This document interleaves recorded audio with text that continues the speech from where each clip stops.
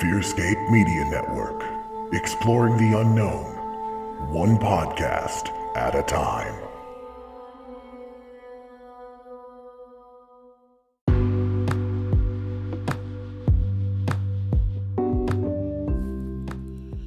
Hey everyone, Josh here from FearScape Paranormal Podcast.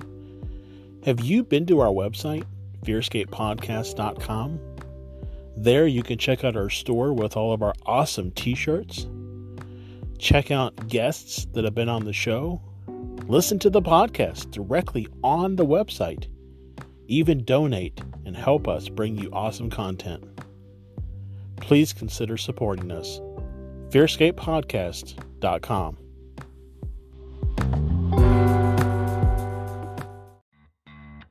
Hey everyone, Ray Robinson here, host of the Unsensitive Podcast. You're probably wondering, what does unsensitive mean? Well, it's a completely made-up word to define a topic that is insensitive to talk about at family gatherings and parties, but you talk about them anyway. It's a podcast that you can send your most clueless family members to save them the embarrassment of asking these questions themselves. New episodes drop every Tuesday evening at 7 p.m., part of the FearScape Media Network.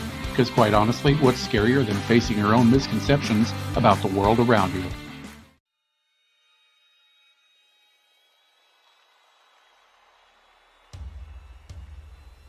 Hello. I'm so glad you could join us. I hope you brought your blanket to hide under. The spooky crew is going to discuss things and events from other realms. Ghosts, cryptids, aliens. Be sure to hold your blanket extra tight as the boys take you deep into the FearScape.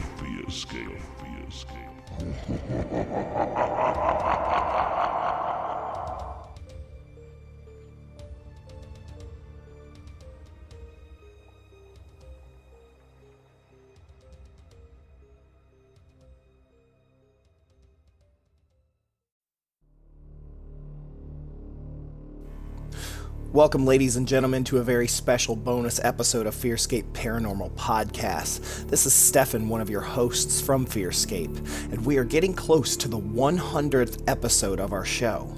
And to celebrate, we are premiering a series of episodes called The Road to 100, Days Gone By, where we let you listen to episodes from FearScape Past, from our old radio show, FearScape FM, and more. And there may even be a few surprises, things that have never even been heard before. We hope you enjoy this archived episode of FearScape, and remember, hold those blankets extra tight.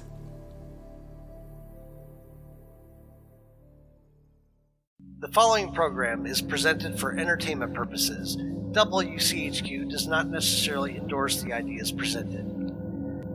FearScape is a program that explores the legends and lore around many creepy and scary things. Information is researched and presented in an entertainment fashion and is presented based off of what we found. Legends have a way of changing over time, so Beware.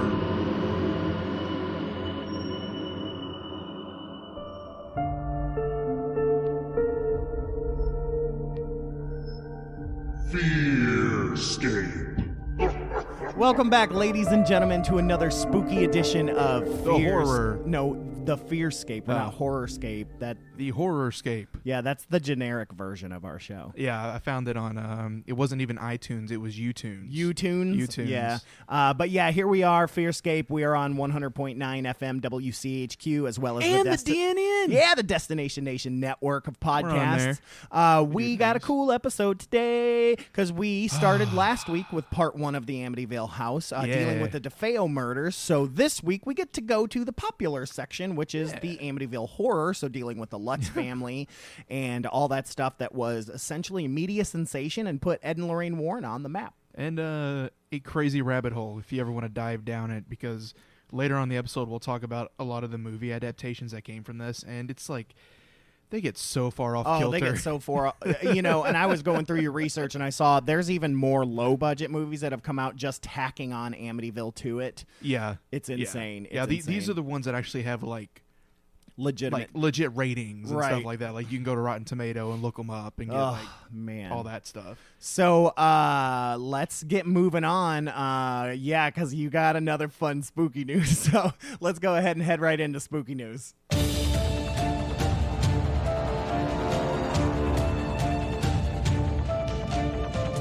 1 million people 1 million people are now planning. It's probably higher than that. I haven't looked at it recently. This was like as of a couple days ago. Yeah, it was 1 million people. 1 million people are planning to quote unquote raid Area 51. Now I will say this, okay, and my boss, who's a musician, said it best. He said it's like sending out a Facebook event when you do theater, improv, or you have a band, and a million people say they're coming to your show. That means there will be 12 people there drinking water. Yeah, and that's fine because that's probably going to be safer. But no, for it's them. getting crazy, right? People are saying they're going to live stream it. There's a company that's going to live stream it. What's his name? Guy Fieri's going to feed people. He's going out there now. He said he's going to go out there and feed people, so he'll be there with food. What else did I see? Did you see the military has been like, Air Force is like, we will shoot you. Yeah, they're like, guys, this. We've already told you what this is. It's where we test private and top secret aircraft experiments. Do not come here. We will shoot you. Dude, could you imagine the media mess if this really happens and all these people with smartphones filming all these people getting shot by the government?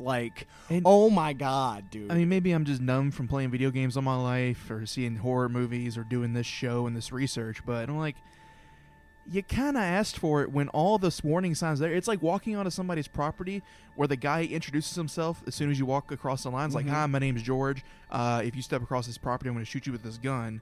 And you go ahead and step across the property and they shoot you with the gun. He's like, I just told you I was going to do that. I mean, they have to know. The whole reason they said, if there's this many of us, they can't stop us. So they have to know that means some people are going to die.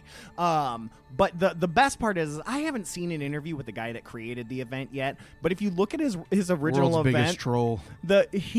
His thing says, if we Naruto run together, if a bunch of us Naruto run at the same time, we should be able to get through. Run. You know what I mean? It's like, I want an interview with this guy to be like, I didn't expect us to go this far. But at this point, it has to happen. Like, there's so much hype behind this, and there are people that are going to go. It's gonna, like, whether it just turns out to be where they're a mile away from Area 51 and a new festival starts every year is what I feel like it's going to happen. Man. But it's going to be like the new Burning Man, but it's going to be out like every year these people meet and like a mile from Area 51. Is it called Groom Lake or Gloom Lake? I don't remember. I think it's Groom Lake. Groom Lake. It's going to be like the Groom Lake Saucer Festival. Something. That's going to be a big independent honestly, thing. That's what I think's going to happen. It's like a Burning Man. They're going to burn a giant effigy of an alien. Because that's my thing. I think that the military knows this is going to happen, and so they're already going to set a huge perimeter up, probably miles in advance, and you're not even going to be able to get close. And there's going to be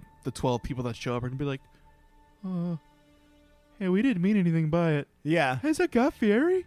Yeah. Oh, man. Get them that sauce. Yeah. This is and then sauce everybody's boss. going to come together because Guy Fieri gave the military people, the Naruto runners, as well as the aliens, gave them all food. Like, everybody's just eating Guy Fieri. This is how disclosure is going to happen. You're going to have this video on CNN of Guy Fieri like, sauce boss handing out sliders, just handing out sliders. Then in the background, you're going to see like a Bigfoot-esque walking of a giant gray alien just walking by with a slider in his hand smiling, and everybody's gonna be like, so they are real. It just took Guy freaking Fieri to resolve this. He's gonna be the next president of the United States. I mean, all this. Somebody made a fake Donald Trump tweet. They did a Photoshop, and it was so funny because if he had actually tweeted this, I'd probably be like a lot more in support of some of his ideals. But it was like the first rule of invading Area 51 is you don't talk about invading Area 51. Exactly. Have you guys not watched Fight Club? Yeah. You don't do this. Exactly. But yeah, so let's move on because we got a big story, but that was spooky news. Well, I am going to watch The Watch Party. I am too.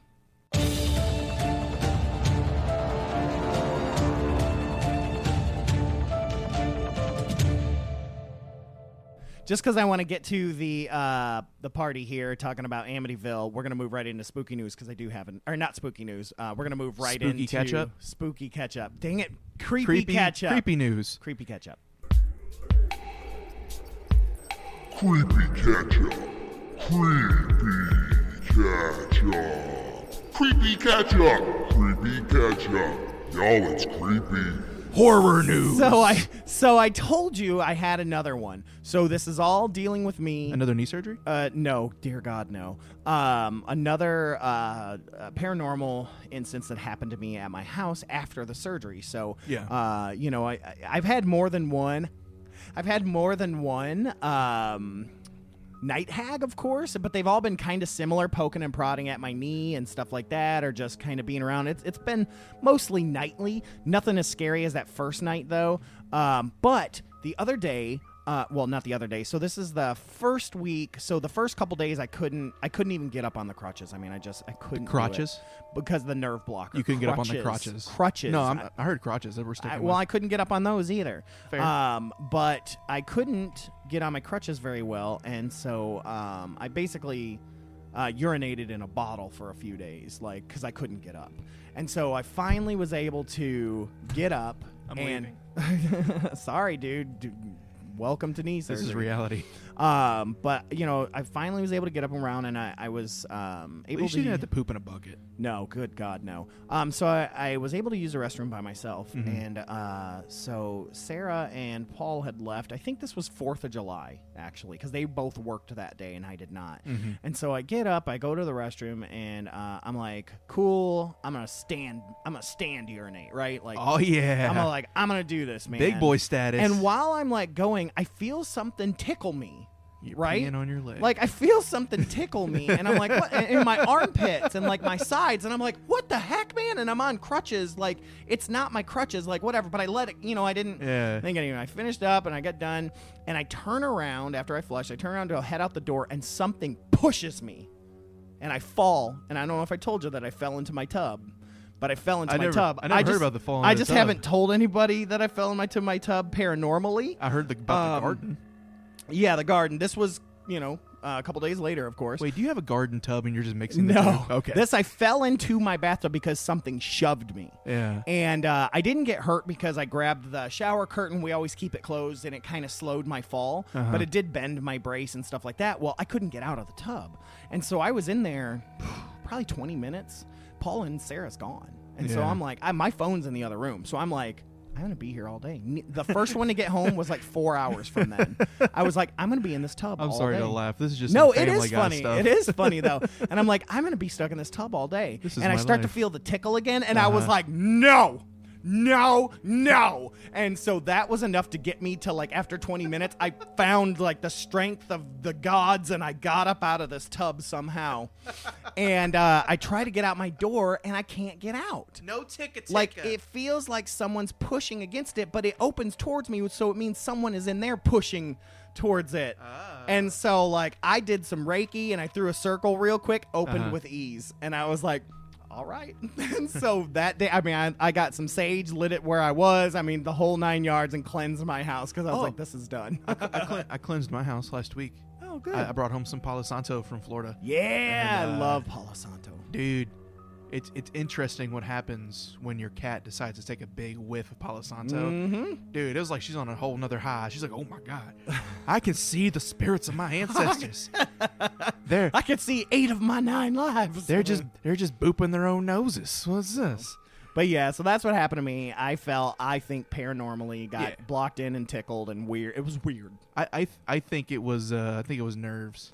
It was either nerves or I brought something home with me from the hospital. Who knows? Well, you are an empath, so things are right. I was to still you. on medication too, so there's. So you I didn't was have on any shielding, really. oxycodone, so there's a possibility. It was a very small dose, wasn't a lot, but it definitely. Who knows? Keeps you from shielding. But yeah, if you're not in your right mind. Do you got any creepy catch up? No. All right, and that was creepy catch up. Creepy catch-up. Creepy catch-up. Creepy catch-up. Creepy catch-up. Y'all, it's creepy. All right, let's dig into this, B. I'm ready. We, like we said, we talked last week about the DeFeo murders, the family that lived in the home of Amityville House, High Hopes. Before the Lutz family came in there and got famous, and he murdered his entire family. Either via demonic possession, via drug rage, via... I think there was also rumors of him being schizophrenic. Oh yeah, I was watching a doc on it, and they were talking about like they tried the insanity plea, and they were like, nope. No, even though I mean, who knows? Drugs and insanity, who knows? But yeah, he's weird. He was still talking, like does interviews, and he's just a weird, strange guy. He's still in jail. Yep, still just hanging out. So, but anyways, what do we got this week? So this week, a lot of our information comes from AmityvilleFiles.com, which I recommend anybody that wants to see like photos of the house, photos of the murders, newspaper clippings. Like this website has it all. This is a great deep dive if you just want to spend 6 hours staring. And then AmityvilleMurders.com, I use them a lot here, going into kind of the hoax aspect of it, as well as some of the court cases. Yeah, we talked about this website last episode as well. It's a very good. I mentioned it last episode, and then I realized that was not the website I used. Well, I used it when I talked about the seventh body and stuff, so it was definitely used. It's a great website. Which we said we'd give everybody an update on the seventh body. I did research, found nothing other than just the rumor there was a seventh body. Yeah, I tried to find the doc to watch it. It's on Amazon, but it says unavailable, and so I couldn't even like get it there. So the only way to get it is to buy it. So, and it looked from the trailer I watched, it looked pretty low budget. It's all right. It's just somebody trying to capitalize on the story. Yeah, what it comes down to. For sure. So during the summer of 1975, George and Kathleen Lutz went to visit 112 Ocean Avenue, a beautiful 3-story Dutch colonial set on the Amityville riverside. Picture it. Sicily. I mean, Amityville. We looked at about 50 homes over the months that we decided to combine the households, says George in a 2005 interview. And when the realtor showed it to us, she said, I don't know if I should tell you now or after you've seen the house, but this was the house that the DeFeo murders took place in. We kind of looked at each other like we weren't sure what she was talking about. And then she reminded us about Ronald DeFeo having killed his whole family. It had been in the newspapers about a year before. Now, after taking time to discuss this matter over with their children, George and Kathy decided to purchase 112 Ocean Avenue, feeling they could live with its tragic past. The Lutz's family was set to move in on December 18th, 1975. Now, I don't know if I could do that. I mean, you know, like Ed was talking about how Louisville has a murder house and things like that. Oh, yeah, I forgot about that. I just don't know that I could. I mean, it's bad enough to be like, oh, someone just died here. Like, you know, somebody's grandmother died here. You're like, man, I already know that somebody's grandmother's going to be haunting me. But an entire family shot in a brutal way, like... Well, now I'm wondering if Louisville's murder house is just Ed's house, and he just gave it a cool nickname. Oh, man. He's creepy. He's dude. the one that told us about God. it. Well, I mean, you know, I told you that his grandmother was the one that created. Was it Heaven Hill? Yeah, he told both of us, and I got super hyped, became a fanboy because Heaven Hill happens to be one of my favorite spirits. Spirits, murder house. But no, yeah, I mean, there's a lot of speculation and rumor that George knew well of the murders in this house before he even showed it to his wife. Yeah, I think I told you that in my Amityville horror, the kid talks about that a lot too, is that his dad or his stepdad was super into all that stuff. Yeah, and I mean, if I was more into the paranormal than I already am, I would buy the house, but not with the intention of living in it. Right, and so I'm going to play devil's advocate and say I hate that George gets like that, because I always hate that. It's like, oh, well, it's like if I were to buy a house and it turns out haunted, I hate to be like, well, he's a host of a paranormal radio show, so obviously he's making it up. We're like, no, it just happened to happen. Like, I mean, if what George says is true, that he didn't know about it, he was just looking for deals. And when you look at people who are skeptics and debunkers, the first thing they're going to do is jump at anything. Oh, well, if he believes in the paranormal, he must have already known about this. That's why I bought the house. Yeah. But we don't know. I mean, I've always said that. I've always thought that was weird, that skeptic belief that these people did it for money and fame. Yeah. I'm like, do you know how crazy that is to convince your whole family to be like, hey, guys, we're going to pretend that there's a ghost in the house. I'm going to punch you in the face a number of times to make it look like this happened and this happened. We're going to scare the heck out of our kids. We're going to do all this because there's a 1% chance we might get famous. And it just seems stupid. And this was during like pretty much the height of the Satanic Panic. Oh, for sure. So like, go ahead. I was just saying mid 70s to mid 80s Satanic Panic, dude. Yeah. Anyways, I'm sorry. Go ahead. Nah, do you, boo? Due to the property's grim reputation, a friend of George's suggests the house should be blessed by a Catholic priest. I was a Methodist, so this was new and foreign to me at the time. Recalls George. Father Ray showed up shortly after we were in the process of moving in. I waved, and he went on in the house and went about blessing it. When he was done, I tried to pay him, but he wouldn't take the money. He said, "No, you don't charge for this, and you don't charge friends for this." Well, I thought that was a very kind thing to say, and then he said, "You know, I felt something really strange in that one room upstairs, that bedroom." And he described that bedroom. And we said that that's what we were going to use as a sewing room. Well, we weren't going to use it as a bedroom. He said, "Well, that's good as long as no one sleeps in there." And that's all he said, and he left. Now, around this time, strange occurrences began almost immediately. Cold spots were discovered in random spots throughout the house. Eerie vibes pervaded the atmosphere. Jolting sounds would wake the family during the night.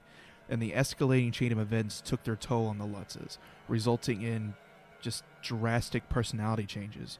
George, who began to seclude himself from the family, obsessed over the fireplace that never seemed to warm him enough. So this man is sitting there in front of the fireplace like, more logs, more logs. That's one thing I love about the original movie. Like, James Brolin really hits that well. Like, just that being cold. Because, man, a lot of people get mad when they're hot. I get mad when I'm cold. So, I completely understand that. I'm like, I get crusty, man, when I'm cold. Yeah, see, I love when I'm cold. Oh, not me. Not me. I like being warm. See, my wife's the opposite. So in the mornings, she gets up before me for work, like by like 10 minutes. So she'll turn off my fans. And like my last 10 minutes of sleep is just miserable. See, I like being cool. Like, I love being cooled off. But I don't like having to warm up. It drives me nuts. It takes forever, and it. You just gotta focus on the inner chakra and bring it on the outside, you know. Yeah. Now, George wasn't the only one. Kathy was also undergoing a series of unnerving events. On more than one occasion, she described being touched by an unseen person, and most drastically, Kathy claims that after waking from a deep sleep, her face was that of an old hag that took hours to dissipate. Oh, hours? Hours. Now that's creepy. Now, if it was just like out of the like corner of your eye, you know, thing, but whoo, Lord. Yeah. Like, that's creepy, man. And I wonder if that thing that touched her tickled her. That's all I want to know. You just want to know if there's tickles. I want to know if there was tickles. Were there tickles? You get tickles? Now, even the Lutz's children began to argue more than usual. As we know in the research we've done, paranormal activity causes mood changes drastically in children. Oh, yeah. More than adults, especially if they're closer to puberty. Now, what this did is it resulted in terrible beatings from their parents. 70s. Yeah. I mean, that was my household. That was my household, too. Sorry, Dad. You're a jerk. Dad went to got the belt, and he had a big Ruger metal buckle on it. And depending on what you did, you might get the Ruger. And guess what? I still have that buckle in my closet. Oh, no, your poor dog. well, Dad's gone, but I feel like if I keep it there, his spirit can't grab it. So I'm safe. Now, the youngest child, Misty, described speaking to an angel that was living in her room. Now, this angel, Misty claims, was named Jody. Jody was able to present itself as a large pig to Missy and change shape and form at will. George and Kathy claimed to have witnessed two red eyes peering in at them from the upstairs bedroom window. Missy believed it was Jody wanted to come inside. Now, I watched this documentary the other day, and it's interesting watching these documentaries because they bring that one person that knows Ronnie DeFeo, and they're like, he would have never done that. We were at his house all the time. His dad never laid hands on him. They didn't beat. And then like another documentary I watched, they were coming from a different angle, so they found that one friend that was like, oh man, Ronnie was terrible. messed up. Their dad, it was just getting beat all the time. Yeah. But in one of the ones that I had seen, they had a guillotine in the attic. The neighbor, the Irish family, I can't remember what their name was. DeFeos, but the family next door from the DeFeos, they had a big old huge fluffy cat that was black and loved to sit in the windows of the High Hopes house a lot. And so there are some people that think that is the eyes that they saw based off the light that reflects in your cat's eyes will change its color. Yeah. And so that's one thing I heard in terms of a skeptic thing that I was kind of like, okay, I can buy that one. That it might have been that neighbor's cat that was an outdoor cat. And if it was a big fluffy cat, and you see huge, and it was a Persian, so it had the smushy face, so it kind of looked more like a pig. That could be easily debunked. Yep. And put on the skeptical but I just wanted to throw that out. No, there. I like that. I had never heard of that. Yep. All right, now we're going into George again. All right. I just didn't want to leave the house. We would invite people over instead of going to see them. There came a point where we would invite people over to see whether we were crazy or not. Because when our friends sat in the kitchen, they could hear the people walking around upstairs after the kids had been put to bed. We'd all go up and find the kids fast asleep. There was no way it was the kids. And when your friends confirm that for you, you almost want to break down and say out loud, "I'm not crazy, they hear it too." That is such an emotional moment when someone else confirms for you what you're hearing, and that it's not just you hearing it, it's not your imagination. Coming back to 112 Ocean Avenue, the families that I found had resided in the dwelling place appeared to have calamity within each one. Recalls Kathy.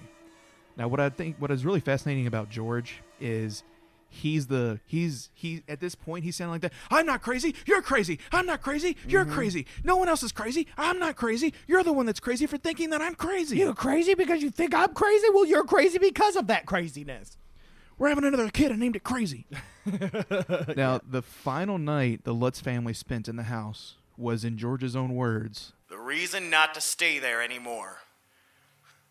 I was lying in bed, and everyone was asleep. And Kathy lifts up off the bed and starts to slide away from the bed and away from me. I feel something get in the bed with us. I'm unable to move. I hear the kids' beds continually slamming up and down on the floor and being dragged. We hear these pigeons on the air conditioner top overhead from the master bathroom, and they're fluttering all night long, and yet there are no pigeons there the next morning, or any nest, or anything like that. The lights flickered. We brought the dog up to stay right by the bedroom. We tied him right to the doorknob, and he's up going in circles and throwing up all night. Jeez. Yeah. The boys come down in the morning absolutely frightened. They were unable to get down to me, and I was unable to get up to them. Missy came in and just asked what was that all about, and Kathy had no memory of much of any of it. That day we spent trying to get a hold of Father Ray, and he said all the right words. The Lutzes fled the house the following afternoon on January 14th, 1976. So they didn't even make it a month. They didn't, and it's actually pretty interesting. I might have put it in here. I can't remember. But a little fun fact is they were in there such a short amount of time, they never paid their they hadn't even paid their first mortgage yet on the house. But here's what's interesting. So a lot of people say that the Lutzes couldn't afford the house, and that's why they made up this story to flee, if we look at it from that perspective. Sure. But the Lutzes paid on that house while not living in it for the next, I think it was like for almost a whole year until the house could be sold. Wow. So they were still paying a mortgage on that house, and that was not a cheap house.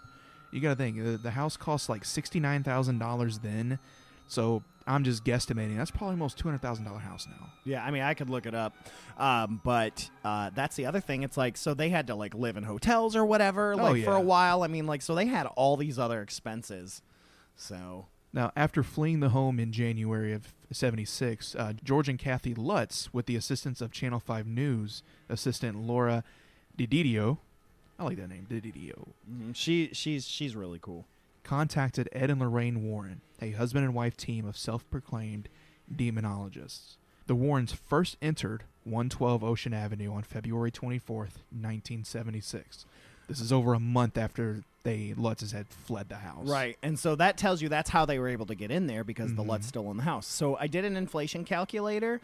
$69,000 in 1975 equals $328,000. Expensive house. Expensive And house. So that was at a cheap deal. It was, because of the murders that happened in the house. It's funny to think like $328,000. But I mean, you see the house. It's like four levels. It's a beautiful house. It's got a boathouse and like it's on the river. It's like my dream house. For sure. For sure. Now, most may or may not know this, but Lorraine Warren is a very well-known medium and psychic. And when she first walked into the house, she described it as an overwhelming sense of sadness and depression through the entire house. After entering the basement, Ed felt a powerful, inhuman presence. It was as if I were standing underneath a waterfall. Ed recalls it in a later interview. And the pressure was driving me down to the floor. And I commanded in the name of Jesus Christ what was there to reveal its identity.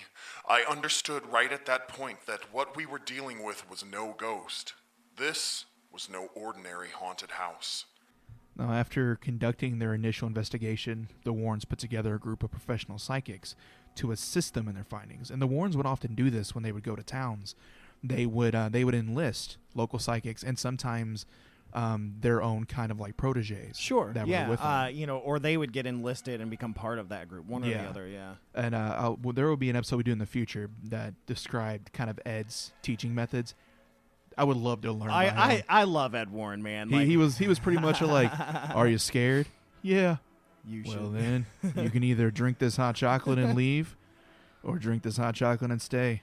I don't blame you either way. And I'm gonna be like, I'm gonna do all of the above. I'm gonna try it one more time, then leave. Absolutely need to cover the Warrens for sure. Oh yeah, we'll definitely get them one day. That's gonna be a fun one. Mm-hmm. Now the Channel 5 news team that consisted of Marvin Scott, Steve Petropoulos, that is just such a news name, and Laura DiDidio. I'm Steve Petropoulos. That is good. That's good. Covered the Warrens' investigation on the night of March 6th, 1976. A friend of the Warrens, Mary Parcella, traveled along to the house during the March 6th investigation. Mary considers herself a quote-unquote time walker, a person who is able to sense and sometimes visualize past events in a particular location. Now, I personally have had experiences like this, where I've been in a location and had flashes. It happened when we were at the Whispers Estate. Right. I was having a lot of flashes there. And There's this is the a first time I term found a for name it that's not time walker. There's an actual term for it, and I Yeah. can't think of what it is. It's like Clairvoyance? There's a term because it's also tied in with people that can touch pictures and see the past. Chronovoyance? I'll have to look it up some I'm other making up time. words at this point. But there is an official term for it. Oh, cool. I'll have to find that out. Yeah. The house at 112 Ocean Avenue was no exception. I began to say my prayers, and I was saying the Our Father. Recalls Mary Priscilla in a 2002 interview. I looked out of the door, and as I was saying the Our Father, there was a group of figures saying the Our Father backward. Now that feeds nope. much into satanic panic. Nope, no thank you. That was all the rage too, that, like the black masses and saying the Our Father backwards. Yeah. That was such a fabricated thing. I always have issues with that, but that's just me. But we're so far from the satanic panic now. Yeah, it's like But it's such a distant memory. Now, Mary was not the only one who experienced strange events that night. Channel 5 cameraman Steve Petropoulos reportedly suffered a rash of heart palpitations and shortness of breath while climbing the staircase. The Warrens say they also felt a cold spot on the staircase, a detail George Lutz has since says he has also experienced. Interesting. Now, during the first seance, Mary Priscilla also became ill and was ushered out of the room. There seems to be some kind of black shadow that forms ahead and it moves. Mary claimed. And as it moves, I feel personally threatened. Another psychic, Alberta Riley, made similar claims during the seance. It's upstairs in the bedroom. What's here makes your heart speed up. My heart's pounding. Whatever is here is, in my estimation, most definitely of a negative nature. It has nothing to do with anyone who had once walked the earth in human form. It is right from the bowels of the earth. Insists Lorraine Warren. Whatever is here is able to move around at will. It doesn't have to stay here, but I think it's a resting place. Whew.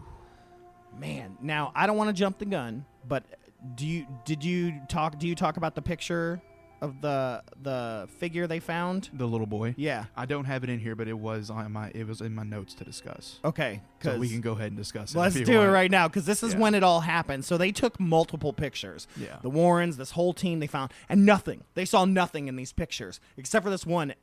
And I have goosebumps because it freaks me out every time is there's a little boy peeking around the corner. His eyes are glowing. I mean, this is not a, if you lighten it up and you look a certain way, you can kind of see a kid. No, it is a child. It is full on. You can see it striped shirts, and there was no one else there. Even the news team was like, we were there when it was photographed. We will back this up 100%. It is literally the only piece of evidence from the entire thing. And wasn't it also speculated that it was one of the the DeFeo kids? The DeFeo. Wasn't it like the DeFeo's youngest son is who it was supposed to be? That's what they say. I saw a thing, and even Ronnie said that it looked like his little brother. Yeah, it looked like his little brother. It's creepy. I mean, it gives me goosebumps to this day. It's, to me, the most substantial, greatest piece of evidence I've ever seen for a paranormal thing. Yeah, it just looks like a photo of a person. Yeah, and they didn't even see it till weeks later. Yeah, the glowing eyes got me. Yeah, it's just creepy because I told please. you, kids creep me out, man. The Warrens felt the house could only be saved through a cleansing performed by an Anglican exorcist or a Roman Catholic priest. George and Kathy Lutz say they were not willing to take on this responsibility. They'd be putting their life in jeopardy. How can you go and ask someone to do that for a house? George laments. George and Kathy decided they couldn't risk moving their children back into the house. They returned the property to Columbia Savings and Loans on August 30th, 1976. And for the remainder of their lives, George and Kathleen Lutz maintain that their experiences in Amityville were real. Now, I have a couple quotes here from a couple interviews. The first one is from Kathleen Lutz in 2000. Some people have called our testimony about Amityville a hoax. There's nothing that I could say to them. There is nothing I could show them that would be new evidence that it is the truth. It is the truth. It is my testimony. It is where I come from, and to judge another's testimony, not having experienced it, not having gone through it, or been touched by it, you don't have the right to. Yours is just an opinion that doesn't hold water. And then this one is from George Lutz in 2002. It's my prayer that everyone in this room never go through such a thing. But if you know someone that does, the hardest thing for those people is the loss of being able to communicate with anyone else about it. Not being able to find anyone that can intelligently help them. It's not talked about. It's not understood. And when it happens to you, you become an alien to everyone else. Yeah. I mean, that's been my experience, like in life, experiencing paranormal stuff, and people are like, but did you really? It's like, I know what I experienced. I would say one of the big reasons we started the FearScape podcast and radio show was to put our stories out there, and to tell people that are out there, hey, we believe you. So that's why we're constantly asking people to send in their listener stories. We believe you, or we will do our best to believe you. And I know we're comedians and we make light of things a lot of times, but it's still super important to us, and we absolutely believe that there are things out there, and we want to find the truth behind it. And I think that's why we put our talents behind it, because I feel like it eases the subject, and it allows people to see that ghosts and hauntings and the paranormal isn't all scary. I've had more positive paranormal experiences than I've had negative. There are some negative inhuman experiences that occur, but those are just marbles in a pond. And it's like we said, you just may have not gotten the opportunity to experience it yet. Yeah. You know, you may not have been touched by that supernatural light switch that we talk about that flips on the first time you experience it. And when you do, oh girl, hold on tight. And maybe, our brains work different than most. Sure, you might call it a hallucination, but we might call it this. I mean, how can I hallucinate something I've never seen before and people can find evidence of it, right? Like my sister, Palo Santo. Yeah, but Palo Santo, or my sister telling the story of the old man with glasses who was nervous about me falling, and come to find out an old man with glasses had fallen to his death at my house. Yeah. Right? How is that hallucination? Right?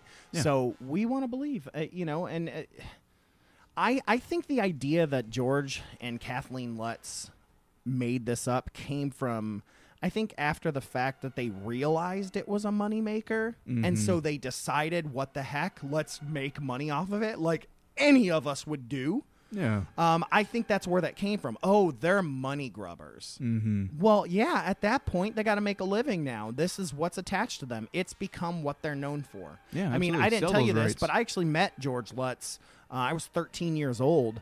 He was at a haunted house that I went to. Him and one of the guys that played Michael Myers, Mm-hmm. and I got to meet them. I at that point I had never seen Amityville or anything like that, so I didn't even know who he was. It wasn't until years later that I realized, like looking back at an old poster, oh my God, that's Like, who I met. oh. You know, that's who I met, and he just seemed, from what I remember being 13, just a nice guy. Okay. So.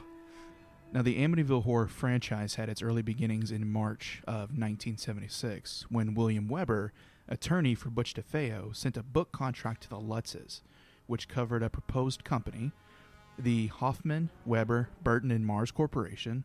Like Weber, Mars, Burton, Kathy, and George Lutz were to receive each 12% of the shares of HWBM. Since Paul Hoffman was the writer, he would receive the largest share, 40%. Right. Now, something that I saw in that documentary I want to quickly talk about on one of the negative documentaries that I saw is that when meeting with Butch DeFeo, he was with the attorney Weber, he was going through a lot of the old case files of the DeFeo and everything, and all of a sudden, from what I've heard, that's when he started sharing similarities of things that happened with the DeFeos. 315, the getting cold, things like that. There's a lot of things that happened to DeFeo that, according to this documentary, didn't come out until after he had met with Weber and went through those files. Yeah. Just like I said, I like to hit the skeptic side too. Oh, yeah, absolutely. So. Now, the Lutzes terminated their proposed venture with Weber because they felt he wanted to tie them up with an unfavorable contract. Instead, the Lutzes chose to go with author Jay Anson. The contract they eventually signed with Anson offered a more lucrative split of 50-50. Nevertheless, this did not stop Hoffman from selling 2 articles about the Lutz's experiences. Yeah, Jay Anson was a great writer. Like I said, I actually read the book before I ever saw the movie. It's an excellent book. He wrote another book called 666, and it's about haunted houses again. Oh, nice. It's a fiction book, Yeah. but it's out of print, so I'm trying to find a used copy. I want to read it because very impressed with his. Before that, he just wrote a lot of like articles and things like that. But yeah, he was looking to get in. The first article appeared in an issue of the New York Sunday News on July 18th, 1976, titled, quote, Life in a Haunted House. That's a great name. The second titled, Our Dream House Was Haunted, and appeared in the April 1977 edition of Good Housekeeping. Oh, man, back when that was an actual like publication people read all the time. Both articles were nearly identical and were based on the experiences that the Lutzes, Weber, and Hoffman brainstormed in January of 1976. In May 1977... Ooh, that's like right around when Star Wars was released. In May of 1977, George and Kathy Lutz filed suit against Paul Hoffman, William Weber, Bernard Burton, Frederick Mars, Good Housekeeping, New York Sunday News, and the Hearst Corporation. Hearst. That's Patty Hearst. Hearst Corporation. Yeah, that's that from the... Oh, yeah, go ahead. In the suit, the Lutzes alleged invasion of privacy, misappropriation of name for trade purposes, and negligent infliction of mental distress. They sought relief in the form of $4.5 million. Woo! So that's 1977, right? Yeah. Inflation calculator. What do we got? What'd you say it was? $4.5 million. That would be, drum roll, $19 million. Today's money. Not a bad chunk of change. Nope. Now, in turn, Hoffman, Weber, and Burton each placed a counterclaim against the Lutzes for $2 million, citing they had perpetrated a fraud and breached a contract. Wow. Judge Jacob Mishler dismissed the claims against Good Housekeeping, New York Sunday News. I'm just going to call it Sunday News. Sunday News. And the Hearst Corporation. Hearst Corporation. Because there were no invasion of privacy issues and because the plaintiffs had failed to state a claim upon which relief could be granted to them. Judge Michelin Man. Judge Mishler, however, eventually handed the case over to Judge Jack B. Weinstein. When the actual trial began, Judge Weinstein, known to be a no-nonsense judge, presided over the case in the Brooklyn U.S. District Court. And on September 10th, 1979, Judge Weinstein dismissed the rest of the Lutz's suit and allowed the defendant's counterclaim to continue. He said, quote, Based on what I have heard, it appears to me that a large extent the book is a work of fiction, relying in a large part upon the suggestion of Mr. Weber. That was amazing. Thank you. In the September 17, 1979 issue of People magazine, Weber reasoned, quote, I know this book is a hoax. We created this horror story over many bottles of wine. And that quote, it comes out a lot. Yeah, it does. In a lot of the documentaries and I read everything. it in a lot of articles. A lot. A lot. They found that quote and they held on tight Yep. to that. Like, wait, haunted in wine? Hold on to that. Judge Weinstein also pointed out that he saw serious ethical questions regarding Weber and Burton's conduct. Therefore, he proposed to refer the entire matter to the New York State Bar Association. Judge Weinstein said, There is a very serious ethical question when lawyers become literary agents. The next day, the counterclaim was conveniently settled and the entire case was dismissed. Bum, bum, bum, bum. Now, this is where we get into the hoax side of it. Ooh. Man, we weren't there yet. Here we are. The facts presented in the Lutz versus Weber lawsuit show the ghost stories surrounding the DeFeo house to be questionable at best. Moreover, facts uncovered in the suit told a very different story about Father Ralph Pecoraro, a.k.a. Father Mancuso, than the one presented by Jay Anson's fictional novel. There are discrepancies between what was written in Anson's book about Father Pecoraro. I'm going to have so much trouble with this. Father P. Father P. He is Father P from now on. Father P, you're welcome. You get a cool name. And what George Lutz described in the civil case against Weber. Anson's book said that Father P had met George Lutz 2 years earlier, and that he, quote, He had helped Kathy and George in the days before they were married.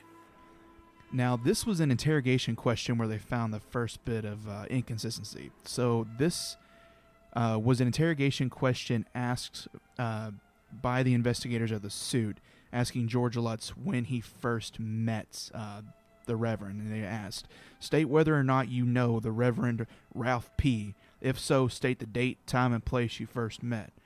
And over objections, George Lutz answered, On or about July 14th, 1975, 1 p.m., 258 Sunrise Highway, Rockville Center, New York. Kathy's response to the same question was, On or about July 30th, 1975, I spoke to him on the telephone.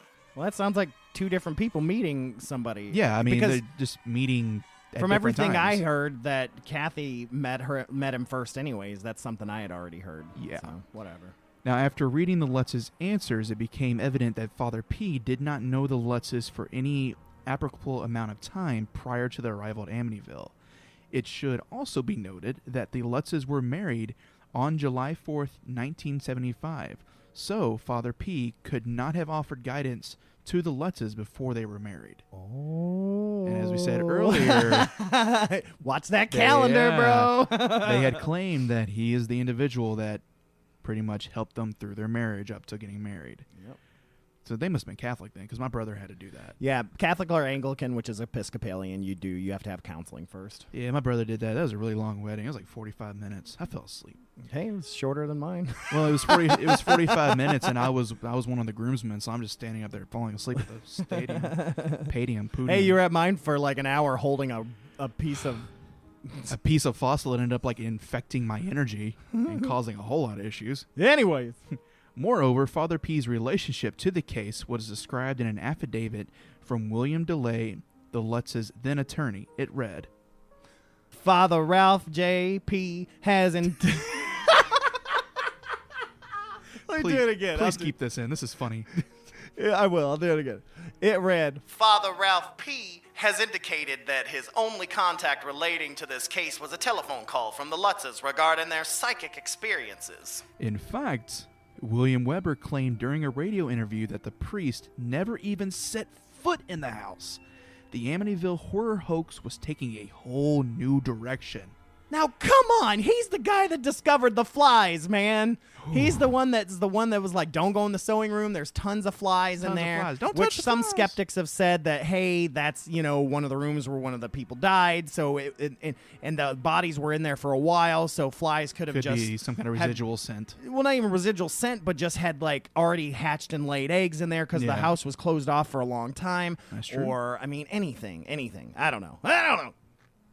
Now, during the trial, Father P. Are you with me? Testified over the phone and denied of any of the so-called supernatural afflictions that Anson claimed the priest had suffered in his book. Bull. That was the church cracking down on him. That's my exactly opinion. what it was. That's my opinion. He also told Judge Weinstein that he was not sure if there were any supernatural occurrences at the house.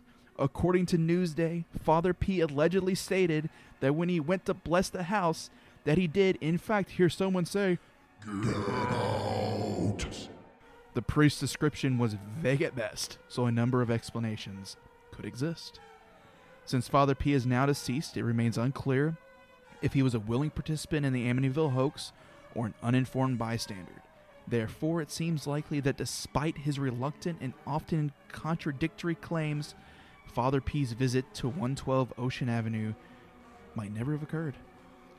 And after all, the Lutz's then attorney had originally told the court that Father P's only connection to the case was a phone call from the Lutz's. Yeah, well, before that, he was saying he heard "get out." Dude got scared and I'm gonna listen to the ghosts. He went to try to go to, just like all the movies you see. They try to go to the Catholic Church to come in, and they're like, nah, brah, nah, which is why Ed Warren had to become an exorcist himself. Yeah. Okay? I totally believe it. And they told him, hey, you're making us look bad because of satanic panic. Yeah. Now, after several repeated requests, the Diocese of Rockville Center finally broke its years of silence and commented on the Amityville hoax case. Ooh, I'm ready for this. I haven't heard this. Oh, yeah. In May 15th, 2002, letter to Rick Osuna. That's the guy that wrote the book we talked about last time on the DeFeo murders. In response to his questions regarding the ghost stories, the assistant to Vicar General wrote, "The diocese maintains that the story was a false report. In November of 1977, diocesan attorneys prepared a substantial list to be submitted to the publisher of the Amityville Horror of numerous inaccuracies, factually incorrect references, and untrue statements regarding events, persons, and occurrences that never happened." Father P was eventually transferred to an entirely different diocese where he purportedly was forbidden to practice certain Catholic rites. But this claim, alleged by Jim and Barbara Cromarty, during a press conference in 1979, has not been substantiated by the church. Either way, the Diocese of Rockville Center, responsible for the Amityville area, denied that any psychic events took place or affected clerical officials as reported in Jay Anson's book. So, here's the question we all want to know. Did Ronald DeFeo Jr., the man who murdered his family, make any money off this? Yeah, sometimes I hear he made 5% off something. Sometimes I hear that he didn't make anything because you can't, you couldn't make things in prison, blah, blah, blah, blah, blah. What do you got for me? I have a letter from William Weber to Ronald DeFeo Jr. So Weber's the lawyer. And Weber is the lawyer, and he is sending this to Ronald DeFeo Jr., who at this time is in prison. And this is the letter. Dear Ronnie, Hans Holzer has come up with an offer which he believes will lead to another offer involving a large sum of money. An independent television producer is paying $10,000 to Holzer for a television article about you and your trial. Mr. Holzer has agreed to pay you $2,000 and Bernard Burton and myself $2,000 each for participating in this venture with him. Only because it might lead to another offer from a book publisher, I recommend that we accept this offer immediately. I am making arrangements with the jail officials for an interview with you. I have told Professor Holzer that on the date of this interview with you, he must have a certified check in the sum of $2,000 payable to you directly. hopefully to see you as soon as possible. I remain very truly yours, William E. Weber. Man, so Hans Holzer was a very famous parapsychologist back in the day from like the 50s, 60s.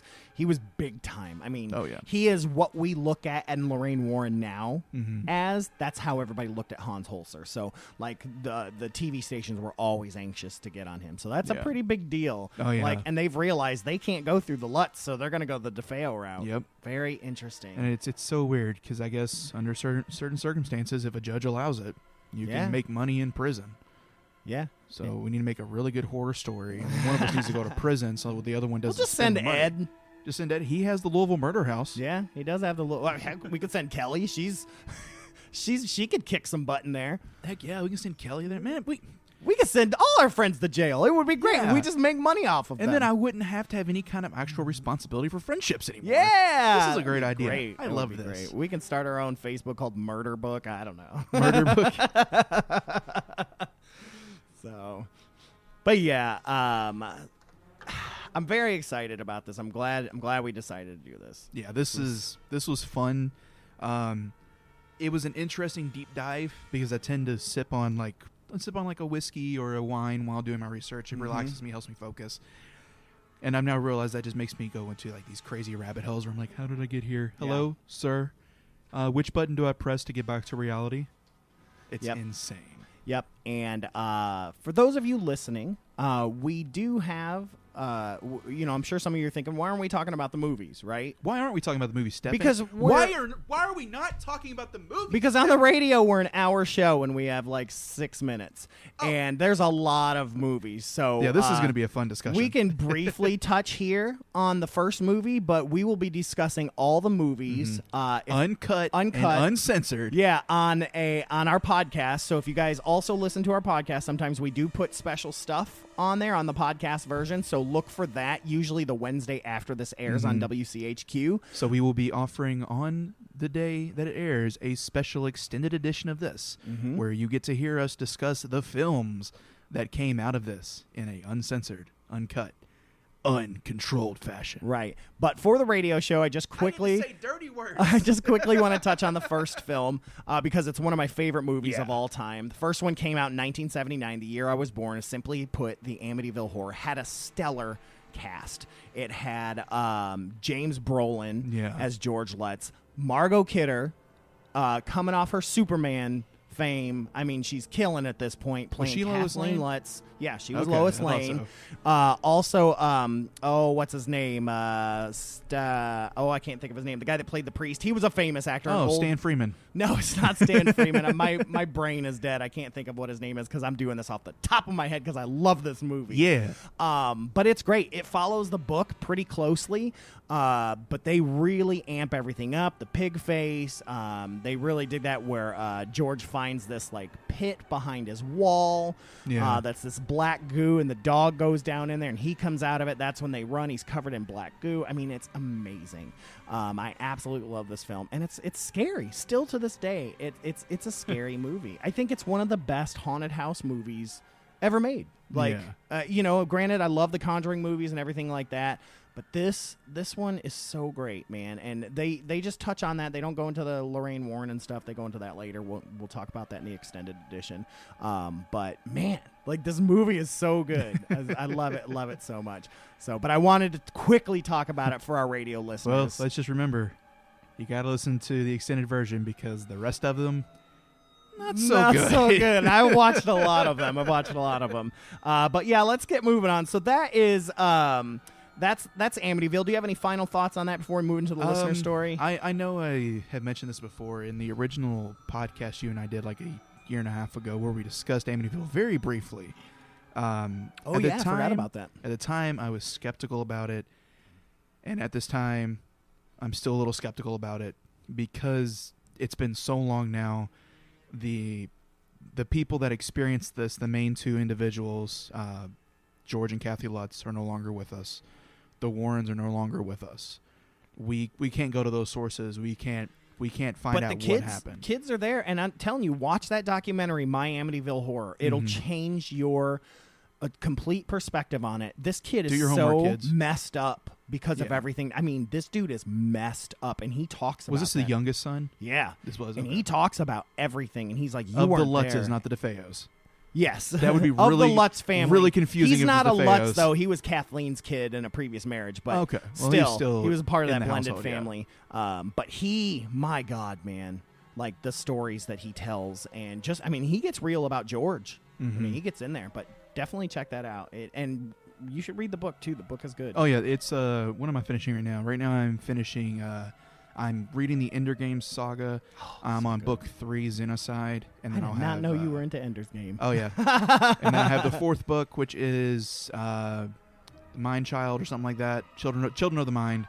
And then after I finish that one, I will be going in reading Amityville. It's good. It's a short read. It's not very long. It's oh, really cool. good. I mean, it's not a very thick book. Anyways, we got to get to our listener story. So like we said, we wrapped up on the Naoma stories, and so next week she'll be on. That's right. So I had some folks hit me up. I've been hitting up like haunted Facebook pages and stuff, and had Haunted someone pages. hit me up on Haunted Kentucky.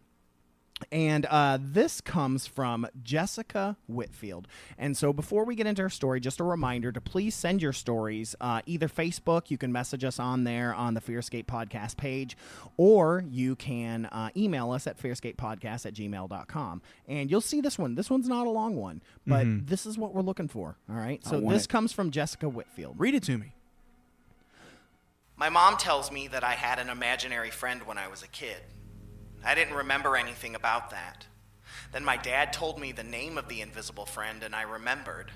Only I don't remember him being invisible. I remember seeing a little boy, and I thought that he lived in the neighborhood, but my parents couldn't see him and thought he must be an imaginary friend. The last time I saw him, he had climbed up high in a tree where I couldn't get to. He told me that he couldn't come over to play anymore. I thought that his family was moving away, so I asked him if I could come visit him, and he said no. He said he was going somewhere that I couldn't go and that he would never be back. He disappeared after that, and I never saw him again. So I either had an extremely vivid imagination, or I was like the Sixth Sense kid who sees dead people. Seeing dead people. Bruce Willis would love this to play a supporting character. I will always be a proponent that imaginary friends are actual spirits, not necessarily ghosts, but I mean, like fairies or something along those lines, some sort of spirit that kind of helps kids get through stuff. That's my opinion. Oh, yeah. Though I do love the movie Drop Dead Fred, which is my favorite movie about that. But yeah, highly recommend that. But yeah, thank you guys for tuning in. As usual, remember to listen to the podcast if you want to hear the uncut version of the movies. It's going to get fun. But also make sure to check us out, FearScape Podcast. That's on Twitter and Instagram at FearScape Podcast, or find us on Facebook, please, and like us there because we share a lot of articles and a lot of spooky news all the time on there. It's not just here; it's everywhere. It's everywhere. And on that, we want to go ahead and get on out of here. So I'm about to jump over to the podcast. Yeah, I know. I'm Stefan, and I will catch you on the flip side. And I've been Brad. Hold those blinkies extra tight. Good night, folks.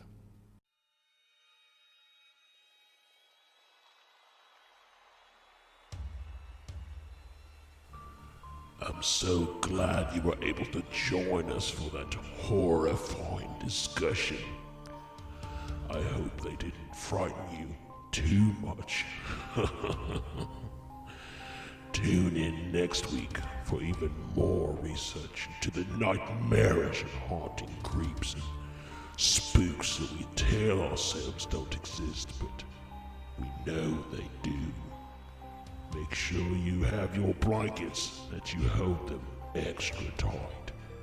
Next time on FearScape.